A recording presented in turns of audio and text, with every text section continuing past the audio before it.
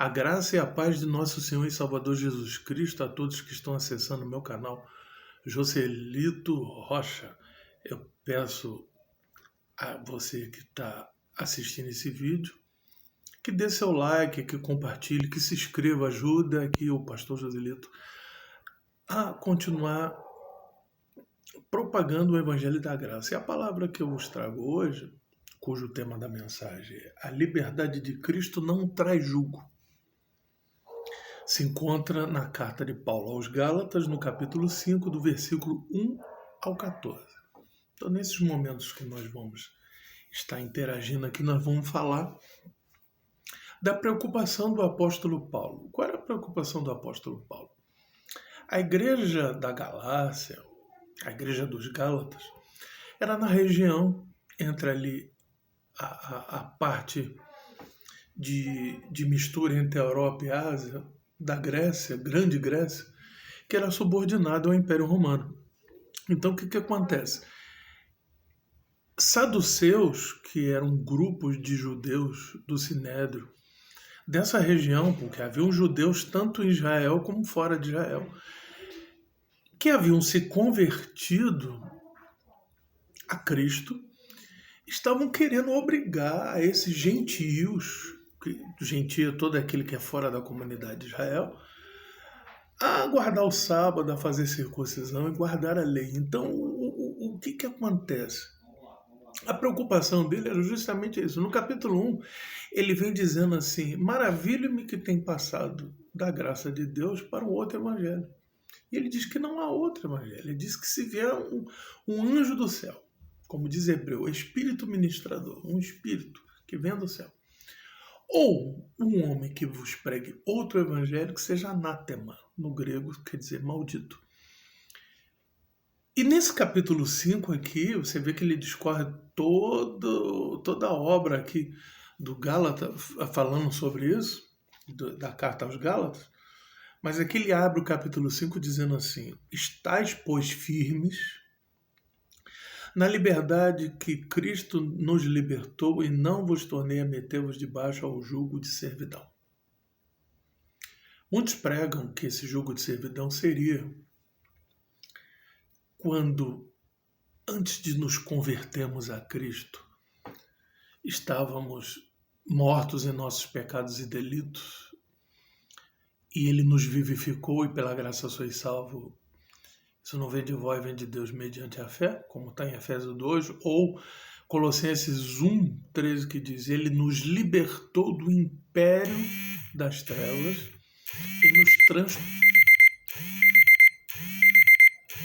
e nos transportou, né, para o reino do Filho do seu amor. Vocês desculpem que na gravação o meu despertador estava ligado, mas importante é que não interrompeu aqui a nossa filmagem. Ele nos libertou do império das trevas e nos transportou para o reino do Filho do seu amor. Está falando de uma libertação espiritual. Essa liberdade dá a este ponto aqui do jugo humano, das ordenanças humanas. Colocando para os dias de hoje, não era diferente, porque eles tinham um entendimento. Se a gente for lá para Atos dos Apóstolos, capítulo 15, houve um concílio em Jerusalém para poder resolver essa questão. E Pedro tomou a defesa. Se nem nossos pais suportaram esse jugo pesado, que dirá eles? Nós não somos salvos pela lei de Moisés, nós somos salvos pela graça de Deus. Evangelho de João, capítulo 1, diz assim: por Moisés veio a lei, agora por Jesus Cristo veio a graça e a verdade. Vamos já ao texto aqui. Verso 2. Eis que eu, Paulo, vos digo, se vos deixar de circuncidar, Cristo de nada vos aproveitará, porque de novo protesto a todo homem que se deixa circuncidar, ele é obrigado a guardar a toda a lei. Então tem algumas denominações que colocam estatutos, colocam mandamentos humanos, e se esquece disso, que se você fica debaixo de uma ordenança, você tem que guardar toda a lei, você tem que guardar o sábado, você tem que se fazer circuncisão, você tem que fazer todos aqueles preceitos. Quando um jovem veio a Jesus, o que eu faço para ter a vida eterna? Ele disse: não adulterarás, não darás falso testemunho, não cobiçarás. Você vê que a guarda do sábado não é mencionada por Jesus.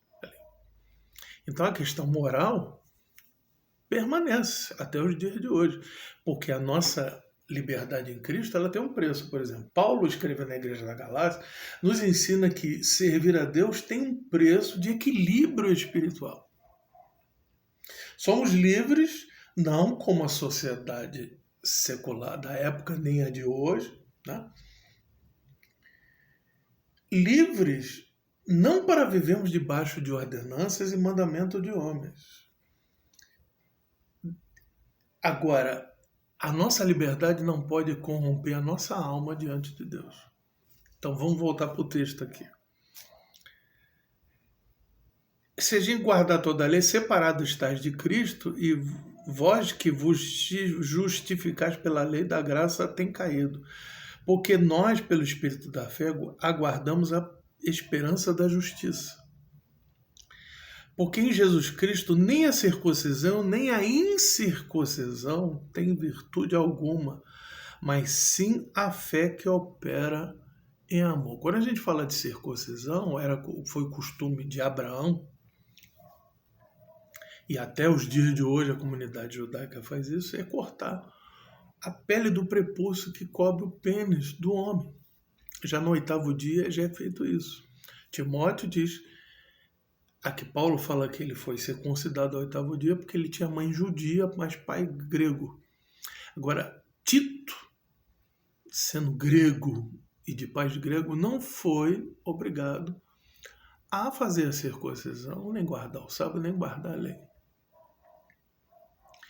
Tito e Timóteo são discípulos do apóstolo Paulo. Então, o que acontece? A circuncisão e a incircuncisão de nada não tem virtude alguma. A fé que opera é a fé do amor. Mas vou falar desse equilíbrio espiritual que é importante dizer. Iam bem, quem vos impediu que não obedeça à verdade? Esta persuasão não vem daquele que vos chamou. Um pouco de fermento leveda toda a massa. Confio de vós que no Senhor, que nenhuma coisa sentireis, mas aquele que vos inquieta, que seja ele quem for, sofrerá condenação. Porque ele diz, no capítulo 3 aqui da carta aos Gálatas, que aquele que está debaixo da lei está debaixo de maldição. Eles não têm direito à salvação? Tem, mas só que eles vão sofrer uma pressão, de uma cobrança, de uma falta de liberdade. Porque a salvação é pela graça de Deus, não é por méritos nossos. Muitas das vezes fala, é o meu jejum, é a minha oração, é a minha benevolência, é a minha dedicação. Meus irmãos, se nós oramos, jejuamos, lemos a palavra, nos santificamos, nós dependemos até de Deus para isso. Então, para a gente fechar essa breve reflexão de hoje, diz aqui, eu, porém, irmãos, se prego ainda a circuncisão, porque sou perseguido. Se ele ainda pregasse a circuncisão, ele dizia, por que eu sou perseguido? Logo, o escândalo da cruz está aniquilado. Quer dizer, quando a gente fica debaixo da lei, a gente aniquila o sacrifício de Jesus na cruz. O mérito é tudo dele.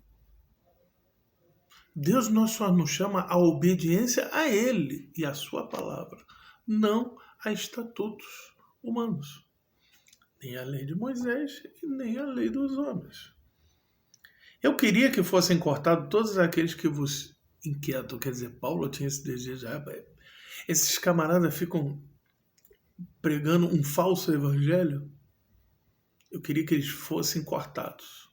Paulo tinha essa coisa. No meu caso, eu peço misericórdia para que Deus abra a mente dessas pessoas que têm o seu entendimento cauterizado.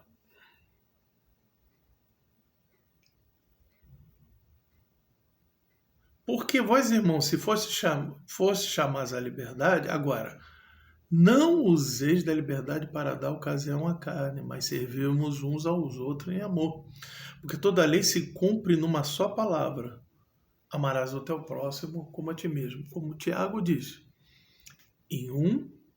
Tiago 1,27, que a verdadeira religião é amparar os órfãos e as viúvas em suas necessidades, mas se abster da corrupção do mundo. Então, quer dizer, tem um preço.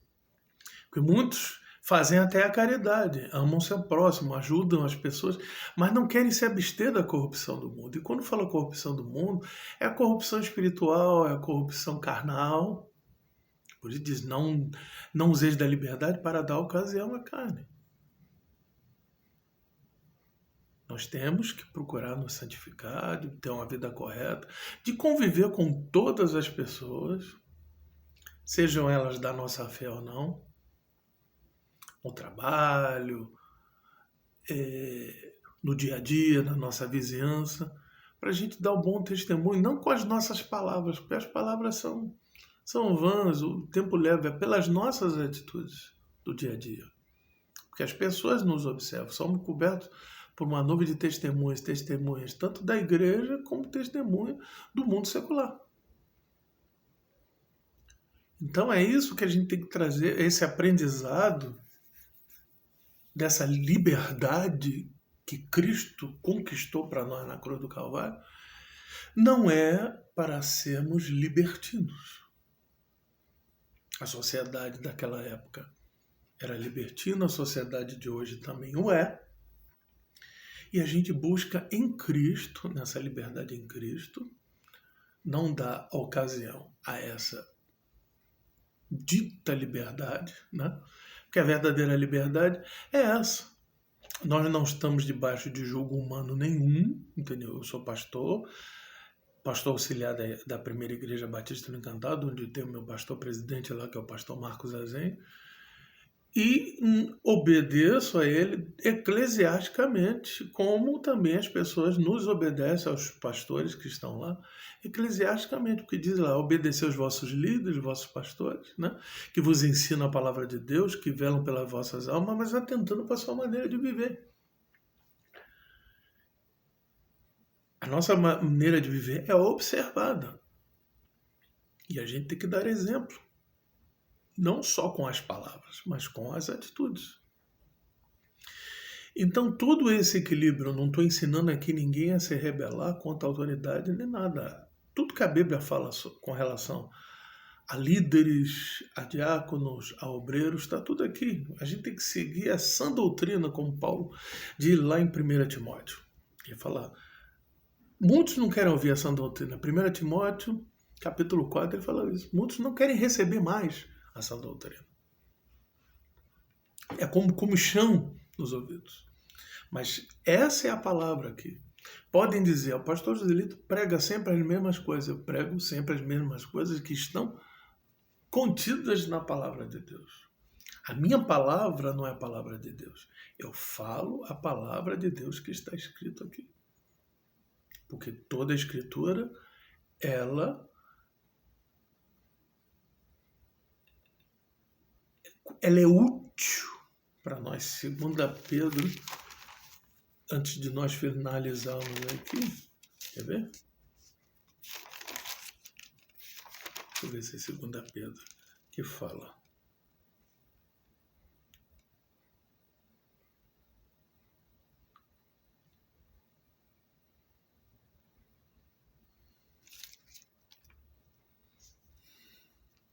Toda a palavra de Deus ela é proveitosa, entendeu?